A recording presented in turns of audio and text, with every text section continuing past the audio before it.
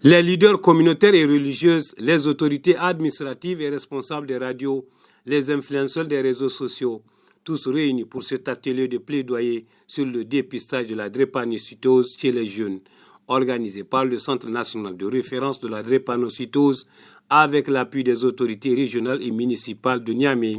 Cet atelier vise à rompre le silence autour de cette maladie pour mobiliser les bonnes volontés à agir en faveur du dépistage chez les jeunes des deux sexes avant le mariage.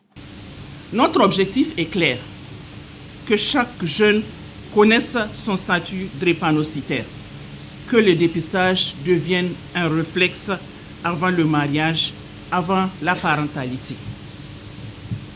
Que nos communautés soient mieux informées, mieux préparées. Nous comptons sur vous pour relayer les bons messages dans vos discours, vos prêches, vos émissions, vos plateformes. Organiser des séances de sensibilisation dans les quartiers, les écoles, les lieux de culte. Pour le premier responsable de la ville de Niamey, la lutte contre la drépanocytose n'est pas seulement médicale, elle est humaine, sociale, mais aussi collective. D'où l'importance de cet atelier aux yeux du colonel Boubacar Soumana Garantier. Cet atelier n'est pas une simple rencontre technique, c'est un acte de responsabilité, une prise de conscience collective et surtout une interpellation morale que nous devons porter ensemble car la drépanocytose n'est pas une fatalité, c'est un défi sanitaire et humain que nous avons le devoir d'affronter et de relever. C'est dire combien cette initiative résonne profondément avec nos engagements et s'inscrit dans une dynamique structurée et volontaire de changement durable.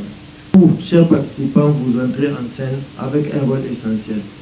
Vous, leaders religieux, qui accompagnez spirituellement les couples à l'étape de l'union du mariage, parlez-leur de la santé, du dépistage, de la responsabilité parentale. Vous, les chefs traditionnels, qui êtes les dépositaires de la sagesse et de la parole communautaire, engagez vos communautés dans la culture de la prévention. Vous, représentants des services de l'État, soutenez les politiques publiques qui favorisent le dépistage volontaire et accessible.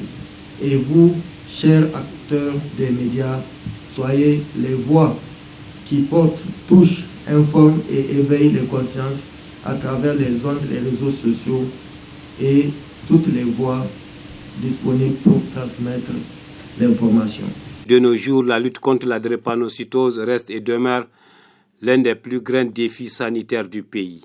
Elle ne peut être vaincue qu'avec la volonté, l'unité et la science dans la communion des cœurs et des esprits. Aujourd'hui, cet atelier de plaidoyer nous rassemble pour réfléchir, dialoguer et surtout agir. Agir en tant que leader communautaire et religieux pour briser les tabous et porter la parole de la prévention dans les foyers, dans les écoles, dans les lieux de culte. Agir en tant que journaliste et communicateur pour diffuser les bonnes informations et faire entendre la voix de la science.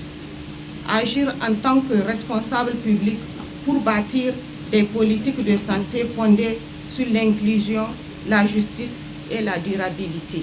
Les présentations sur la drépanocytose et ses complications, les enjeux du dépistage et la mobilisation communautaire ont permis d'édifier les participants sur la nécessité d'un engagement commun en faveur du dépistage. L'assistance a ensuite eu droit à des témoignages drépanocytaires et aussi de la chef-service administrative et financière du Centre national de référence de la drépanocytose, elle aussi drépanocytaire, âgée de plus de 60 ans.